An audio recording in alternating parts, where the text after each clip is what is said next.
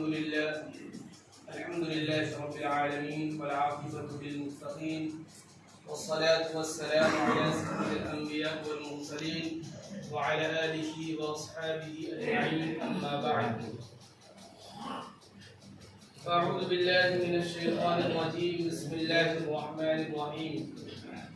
الذين يأكلون الربا لا يقومون إلا كما يقوم الذي يتخبطه الشيطان من المس، ذلك بأنهم قالوا إنما البيع مثل الربا وأحل الله البيع وحرم الربا، فمن جاءه موعظة من ربه فانتهى فله ما سلف وأمره إلى الله ومن عاد فأولئك أصحاب النار هم فيها خالدون، إلى آخر الآية. صدق الله العظيم. وقال النبي صلى الله عليه وسلم: الربا 70 جزءا أيسرها تنكح رجل الأمة، أو كما قال عليه الصلاة والسلام. وہ معزز تھے زمانے میں مسلمان ہو کر اور ہم خوار ہوئے تارک قرآن ہو کر. میرے محترم بزرگوں اور دوستوں اور ہمارے عزیز ساتھیوں، میں نے قرآن کریم کی سورہ بقرہ جو پہلی سورت ہے، میں نے ایک آیت تلاوت کی ہے. یہ تیسرے پارے میں یہ چیپٹر ہے. اس پورے چیپٹر کے اندر سود کے بارے میں بیان کیا ہے، اور میں آپ کو بتاتا چلوں کہ سود کے بارے میں جتنی وعیدیں آئی ہے اور جتنی سختی سے منع کیا ہے، کسی اور چیز کے بارے میں بیان نہیں کیا ہے.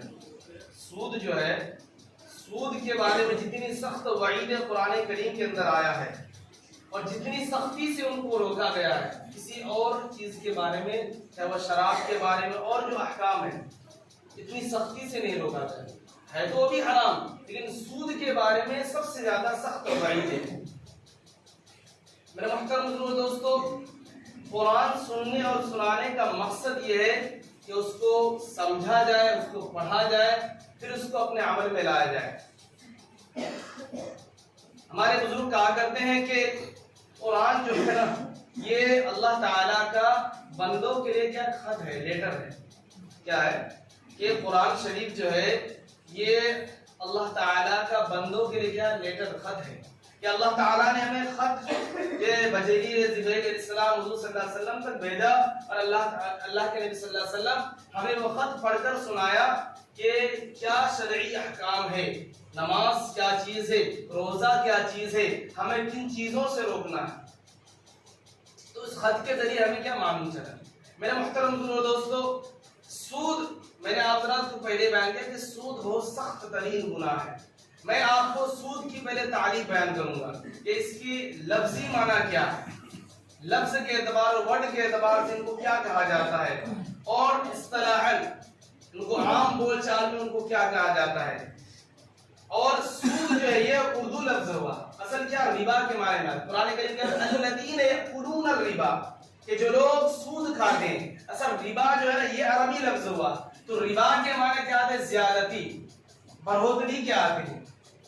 ربا کے معنی کیا آتے ہیں، بڑھوتری، زیادتی کیا آتے ہیں. اور اس کو اصطلاحاً کیا بولتے ہیں کہ کسی نے 10,000 روپے کسی کو قرض پر دیا، اور انہوں نے ایک شرط رکھی کہ میں 2 مہینے کے لیے جو تجھے 10,000 روپے دے رہا ہوں اس میں 2,000 روپے زائد لوں گا. اصطلاحاً اسی سے بولتے ہیں کہ انہوں نے 10,000 روپے ان کو قرض کے طور پر دیا، اور انہوں نے 2 مہینے کی ٹائم رکھا، اور انہوں نے ایک شرط لگائی کہ میں نے جو تجھے 10,000 روپے دیا اس پہ 2,000 روپے زائد لوں گا. اس کو کیا بولتے ہیں، سود بولتے ہیں اصطلاحاً. سود کی پھر 2 قسمیں ہوا کرتی ہیں عام طور پر. ایک ہوتا ہے سود شخصی، یعنی پرسن جو لوگ لیتے ہیں، ٹھیک ہے. عام طور پر شادی بیاہ میں ہوا یا کوئی بیمار پڑ گیا، اس کو سود شخصی بولتے ہیں. اب اس کو اچھی طریقے سے سمجھیے گا. سود شخصی زمانہ جاہلیت میں بھی پایا جاتا تھا. حضور صلی اللہ علیہ وسلم کی بعثت سے پہلے بھی سود شخصی ہوتا تھا. مثال کے طور پر کوئی آدمی اپنی بیٹی کی شادی کروانا ہے یا کوئی اور کام ہے تو وہ کیا کرتا تھا، وہ جا کے قرض مانگتا تھا بطور قرض کے، بھائی مجھے 5,000 روپے ادھار دے دو. لیکن سامنے والا قرض تو دیتا تھا لیکن اس کے ساتھ شرط رکھتا تھا کہ میں 500 روپے زائد لوں گا. تو یہ جو 500 روپے زائد لے رہا ہے یہ کیا ہو گیا؟ سود ہو گیا. دوسرا ہے جو سودی تجارتی سود. تجارت کے اعتبار سے سود کہ آدمی جب بزنس شروع کرتا ہے تو اس میں سود لیتا ہے.